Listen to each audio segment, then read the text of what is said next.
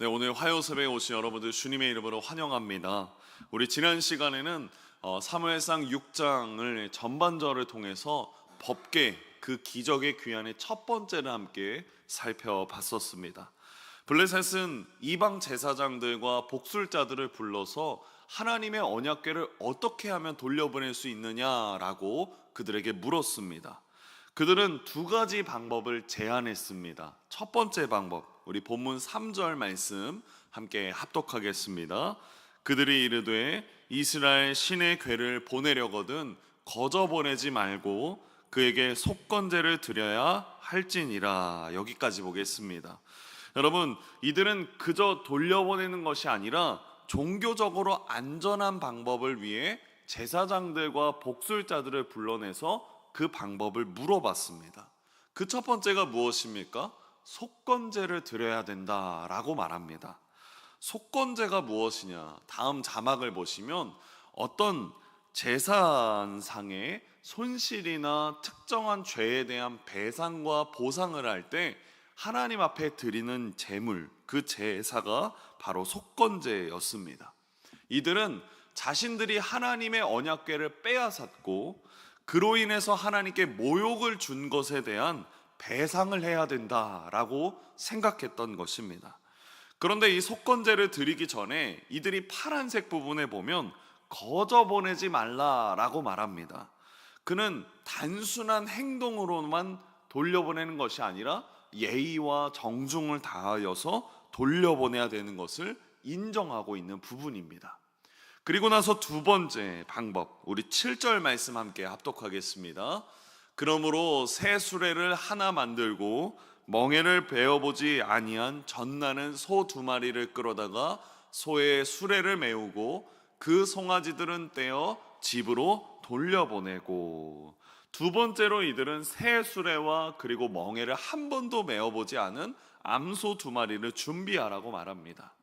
그들은 자신들의 모든 논리와 경험을 뛰어넘는 그 기적적인 결과를 통해서 이스라엘의 하나님이 진정으로 살아계신 분이신가, 그것을 마지막으로 테스트한 것이 이 7절 말씀이었습니다. 그리고 그 결과가 어떠했습니까? 마지막 12절을 우리 함께 합독하겠습니다. 암소가 벳세메스 길로 바로 행하여 대로로 가며 갈 때에 울고 좌우로 치우치지 아니하였고 블레셋 방백들은 벳세메스 경계선까지 따라가니라. 두 암소는 새끼의 울음소리를 뒤로하고 곧바로 벳세메스, 즉 이스라엘 땅으로 향하여 갔습니다. 그 갈 때 좌로 우로나 치우치지 않고 오직 하나님의 뜻대로 향하여 나아갔다라는 것을 우리가 지난번에 함께 살펴봤었습니다. 그리고 이제 법궤는 마침내 이스라엘 땅으로 돌아오게 됩니다. 그 본문이 오늘 시작 부분인 13절 말씀, 여기서 시작됩니다. 우리 함께 합독하겠습니다. 벳세메스 사람들이 골짜기에서 밀을 베다가 그 본 것을 기뻐하더니, 이 구절은 당시의 상황을 정확하게 보여주고 있습니다. 벳세메스 사람들은 삶의 터전이었던 골짜기에서 밀을 베는 중이었습니다. 그들의 삶은 평온해 보였기에 그렇게 밀을 뱄다라고 기록되어 있지만 마음 한구석에는 하나님을 잃어버렸다, 하나님의 임재에 대한 슬픔과 공허함이 그들 가운데 있었던 중이었습니다. 그런데 13절 중반절의 이 노란색 부분을 보시면 눈을 들어 무엇을 보았습니까? 하나님의 언약궤를 보았습니다. 이 예기치 않은 발견은 그들의 일상을 완전히 뒤흔들어 놓았습니다. 그들은 무거운 노동을 잠시 멈추고 법궤를 보자마자 기뻐했습니다. 그런데 여기서 이 빨간색 부분으로 표시된 기뻐하다라는 단어를 원어로 찾아보면 샤마흐라고 말하는데, 이 샤마흐라는 단어는 내면에서 우러나오는 깊은 기쁨, 즐거움을 이야기하는 것입니다. 그냥 단순히 뭔가 먹고 나서 즐거워하고 누군가를 만나서 즐거워하고가 아니라 내면에서 우러나오는 깊은 기쁨과 즐거움을 의미하는 것입니다. 그들의 기쁨은 일상의 노동을 멈추게 할 만큼 기뻐한 그런 하나님을 향한 진심의 환호였습니다. 그리고 이어지는 그들의 행동을 보십시오. 14절 말씀입니다. 우리 함께 합독하겠습니다. 수레가 벳세메스 사람 여호수아의 밭 큰 돌 있는 곳에 이르러 선지라. 무리가 수레에 나무를 패고 그 암소들을 번제물로 여호와께 드리고, 그들은 법궤를 옮기는 데 사용됐던 새 수레의 나무를 쪼개어서 장작으로 삼고 그 수레를 끌고 온 암소들을 번제물로 바칩니다. 그들의 제사는 헌신과 기쁨이 가득 차 있었습니다. 마치 오랫동안 헤어졌던 가족들을 만났던 것처럼 그들의 환호는 너무나도 당연했고 너무나도 아름다워 보였습니다. 이어지는 15절 말씀을 보십시오. 우리 함께 합독하겠습니다. 레위인은 여호와의 궤와 그 궤와 함께 있는 금범을 담긴 상자를 내려다가 큰 돌 위에 두매 그날에 벳세메스 사람들이 여호와께 번제와 다른 제사를 드리니라. 아멘. 여기서 이 성경은 레위인이 등장했음을 기록하고 있습니다. 레위인은 하나님의 법궤를 다루도록 구별된 유일한 지파였습니다. 이들의 등장은 블레셋의 무질서한 운반 방식이 끝났음을 선포하면서 하나님의 거룩한 질서와 규례가 회복되었음을 보여줍니다. 그리고 15절의 노란색 부분을 보십시오. 우리 함께 다시 한번 합독하겠습니다. 그날에 벳세메스 사람들이, 그렇습니다. 여기서 이 다른 제사에 사용된 히브리어 원어는 제바임이라고 말하는데, 이것은 다른 성경, 즉 킹제임스 버전이나 쉬운 성경에 보시면 이 부분은 번제와 희생 제물, 특별히 화목제를 가리킵니다. 그러니까 앞서 드렸던 번제와 다른 제사를 드렸다라는 것입니다. 그러니까 이 자막처럼 번제는 온전한 헌신과 기쁨을 상징한다면 화목제는 하나님과 백성 사이의 평화, 샬롬과 감사가 회복되었다라는 것을 보여줄 때 드렸던 제사였다라는 것입니다. 그러니까 지금 벳세메스 사람들은 언약궤의 귀환을 단순한 사건이 아니라 하나님과의 기쁨이 회복되고 하나님과의 관계가 회복되었음을 분명하게 기쁜 축제로 여기고 있었던 것입니다. 자, 그러면 그 다음 16절과 그리고 18절까지 말씀을 다시 우리 좀 길지만 함께 합독해 보겠습니다. 블레셋 5 방백이 이것을 보고 그날의 에그론으로 돌아갔더라. 블레셋 사람이 여호와께 속건 제물로 드린 금 독종은 이러하니 아스돗을 위하여 하나요, 가사를 위하여 하나요, 아스글론을 위하여 하나요, 가드를 위하여 하나요, 에그론을 위하여 하나이며, 드린 바 금쥐들은 견고한 성읍에서부터 시골의 마을에까지, 그리고 사람들이 여호와의 궤를 큰 돌에 이르기까지 5 방백에게 속한 블레셋 사람들의 모든 성읍들의 수대로였더라. 그 돌은 벳세메스 사람 여호수아의 밭에 오늘까지 있더라. 아멘. 이 구절들은 법궤의 귀환이 얼마나 확실하고 공인된 사건인지를 기록해주고 있습니다. 블레셋 사람들이 암소를 보내면서 하나님을 시험해 보지 않았습니까? 그 결과 암소들이 어떻게 됐습니까? 곧장 벳세메스로 향하여 갔던 것을 이들이 끝까지 지켜봤습니다. 그리고 이 제사가 드려지는 것까지 블레셋 사람들은 두 눈으로 직접 확인하고 돌아갔습니다. 그들은 자신들에게 일어났던 재앙이 우연이 아니라 이스라엘 하나님, 그 살아계신 하나님으로부터 왔음을 최종적으로 인정하게 되었습니다. 그리고 18절에 나오는 노란색 부분을 보십시오. 사람들이 여호와의 궤를 놓은 큰 돌에 이르기까지라고 기록되어 있는데, 여러분, 당시 사람들은 돌을 가져다가 기념비를 세워놨습니다. 이 행동은 어떤 것을 기록하거나 어떤 사건들을 의미를 새겨둘 때 했었던 행동입니다. 그러니 법궤가 돌아오는 이 모든 기적적인 사실이 역사적인 사실이고, 이 순간의 기쁨을 최고로 증명하는 순간이 이 노란색 글씨의 순간이라는 것입니다. 그런데 여러분, 바로 이 기쁜 순간, 정말 기쁨의 축제였던 이 절정의 순간에 무엇이 시작됩니까? 다음 19절에 보시면 비극적인 사건이 시작됩니다. 우리 19절 말씀 함께 합독하겠습니다. 베세메스 사람들이 여호와의 궤를 들여다본 까닭에 그들을 치사 5만 70명을 죽이신지라. 여호와께서 백성을 쳐서 슬피 울었더라. 너무나도 이 기쁜 순간에 하나님께서 베세메스 사람들을 죽이셨습니다. 붉은색으로 표시된 부분처럼 5만 70명 혹은 70명, 이 숫자는 일부 사본에서는 70명으로 기록되어 있어서 학자들 사이에서도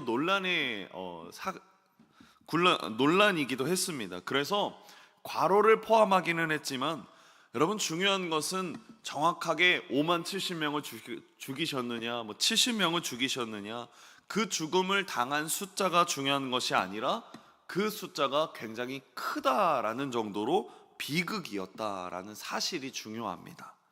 이는 단순히 몇 사람의 잘못에 대한 벌이 아니라 공동체 전체가 거룩함에 대한 망각을 표시해주는 하나님의 준엄한 경고였기 때문입니다.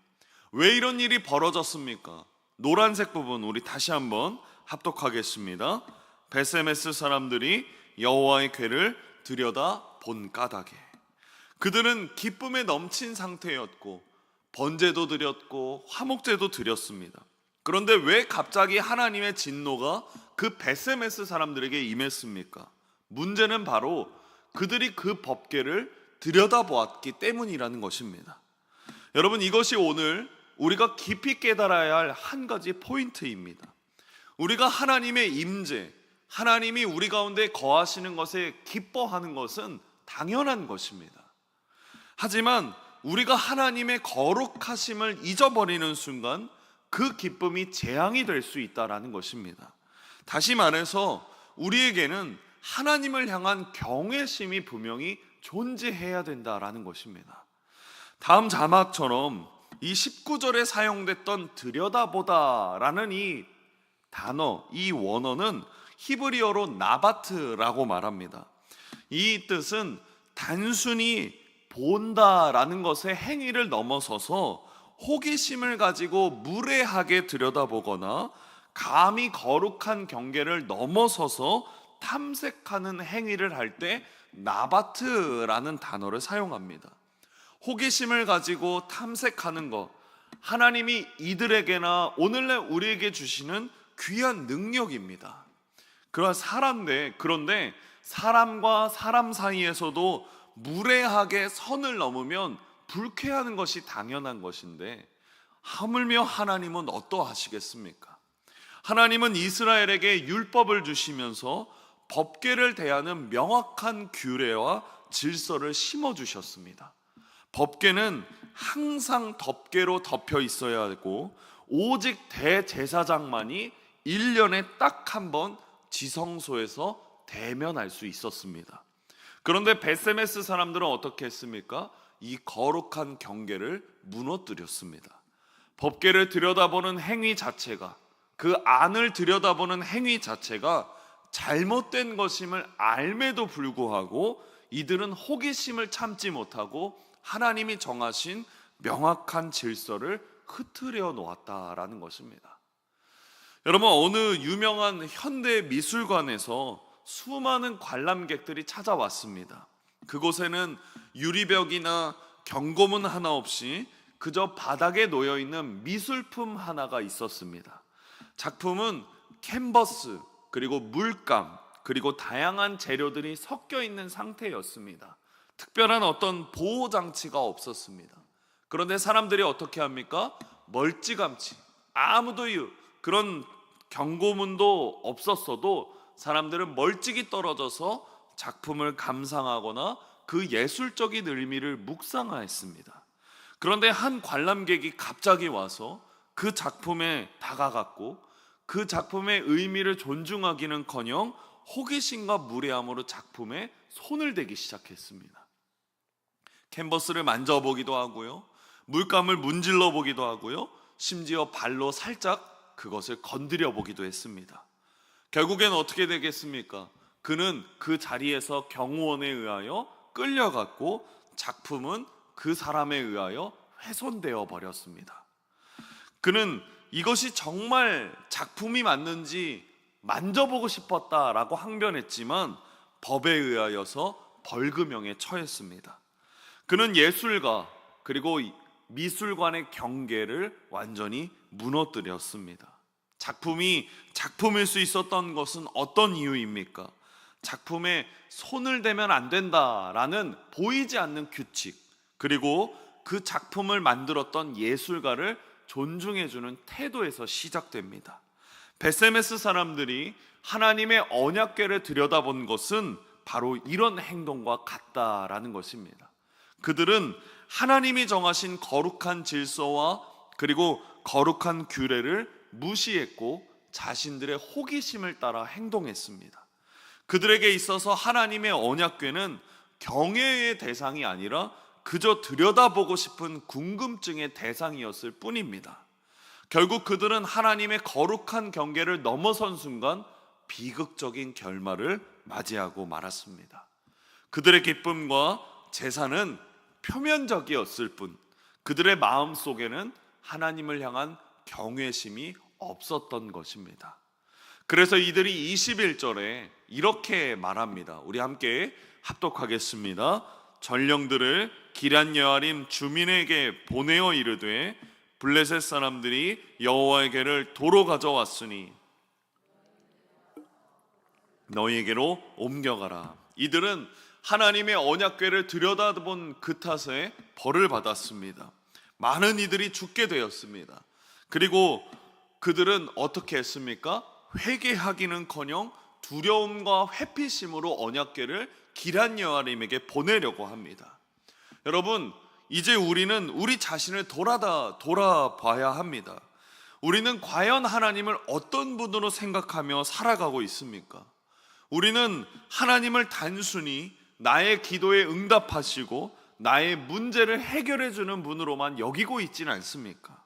내게 유익이 되면 다가가고 내게 부담이 되고 내 삶에 부담을 주시면 슬그머니 거리를 두려고 하지는 않습니까? 하나님의 거룩함 앞에 내 죄가 드러나는 것이 두려워서 오히려 하나님에게서 적당히 하려고 하지 않고 있지는 않습니까? 여러분, 신앙은요, 거래가 아닙니다. 하나님은 우리의 필요에 따라 움직이시는 분이 아니십니다. 하나님은 거룩하신 분이시고 하나님은 전능하신 분이시며 하나님은 우리의 경외를 받으시기에 합당하신 분이십니다. 오늘 베세메스 사람들의 모습을 거울 삼아서 우리 안에 하나님을 향한 경외심이 없는지는, 그렇게 살고 있지는 않았는지를 점검하게 보기를 바랍니다. 잠언에 보면 이런 말씀이 있습니다. 9장 10절 말씀 우리 함께 합독하겠습니다.